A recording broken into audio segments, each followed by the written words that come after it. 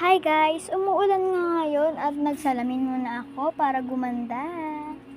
And next na ginawa ko ay assignment. Kakainis nga eh.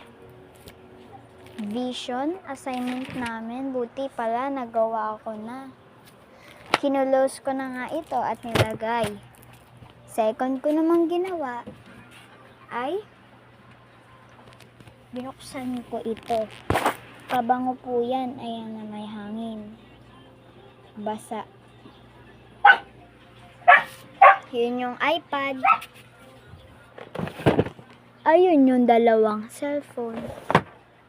Ito yung salamin. Ito naman yung kaibigan ko nasa labas. Pasensya na. Maingay kasi nagpapatugtog. Yan yung kaibigan ko. Naga-TikTok. Ito naman yung kuya niya. Naga-Roblox. Ito naman ang aming kuya Hilario. Cutie. Siya ay matalino at wala pa siyang jowa. Kung sino yung gusto niyan, yan, ganyan yung itsura niya. Gwapo at cute. Follow nyo lang ako. Papakita ko siya sa inyo. Single pa po yan. De joke lang. Ayaw niya magka-jowa. Ayan. Ito naman po ang aming CR. Kitchen. Dito po ang aming kitchen.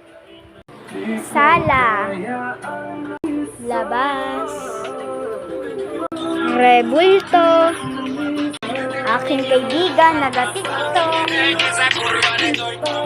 Dede ng pusa or aso. Make-up.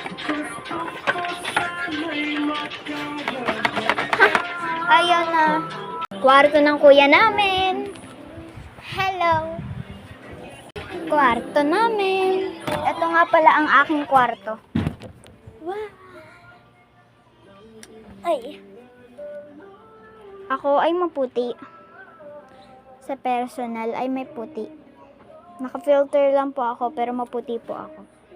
Ganyan ako kaputi. Ganyan lang po talaga ako kaputi mga kabesh. Ayan. Yung mukha ko ganyan.